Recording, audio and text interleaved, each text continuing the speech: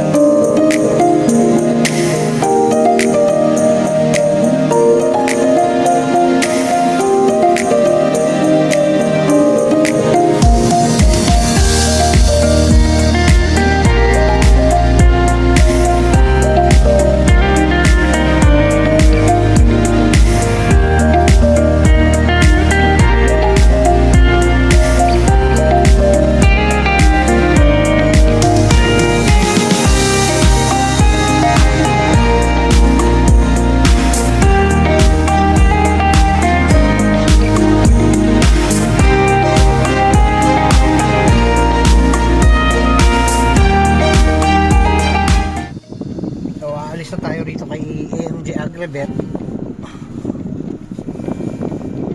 Pupunta naman tayo doon sa isang bilihan.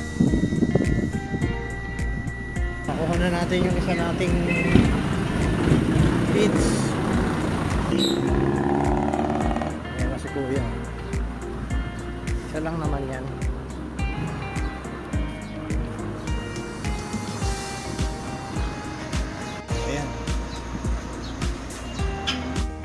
Ayan, nakuha na natin yung feeds. Sobrang init talaga.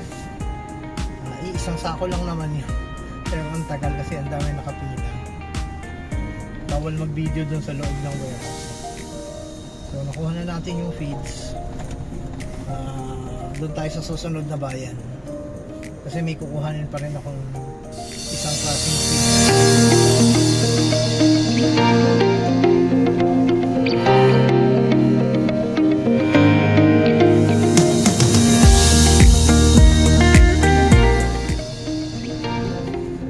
Malapit na tayo sa bilihan ng feeds.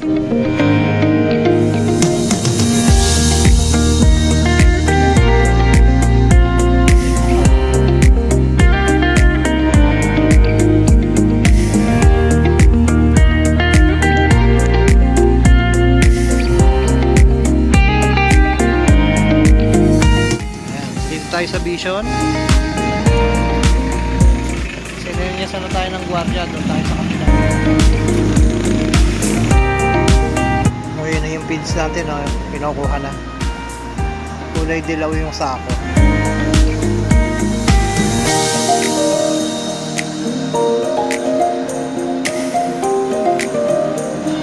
Galing dito, naka forklift.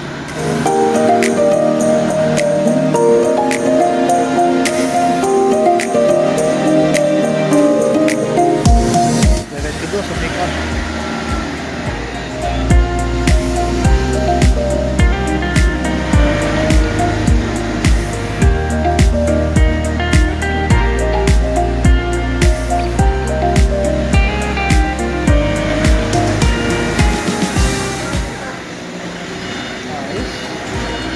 Ayos na.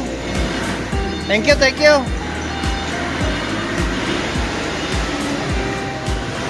Halos puno na naman ang ating truck. Biyahe na tayo pa uwi. Pili tayo ngayon ng Parvo Booster dito kay Cebu Accorda Acebo.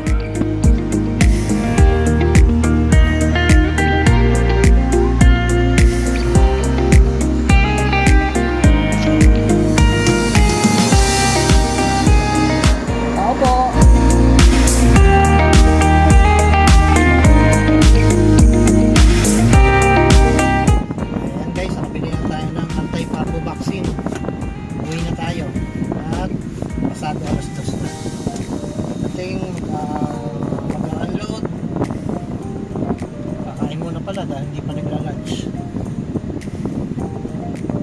Tapos mag-unload. Mamaya, diretso na ulit sa piggery. Pauwi na tayo. At after this, uwi na tayo. So mamaya magkita-kita na lang tayo mamaya guys. Tapos na tayong bumili ng lahat ng kailangan natin. Tatlong klaseng feeds, magkakaibang warehouse. Dahil yung alaga natin, magkakaiba rin. May biik, may mga inahin at saka gilt. At saka mayroong patining, o mga patiner kung tawagin. So lahat yun kailangan bilang mga magkakaibang pagkain. Kung alin yung tried and tested na namin, doon kami bumibili. Hindi baling matagal na ng pagbili. At least hindi ka mag-worry na maaaring magkasakit o mabaguhan yung pagkain nila. Kasabay doon, syempre yung mga kailangan ng mga alaga natin, yung mga vitamins, tsaka mga anti-stress na gamot na hinahalo sa feeds. Kasabay na rin pag pumunta ng bayan, sabay-sabayan na lahat.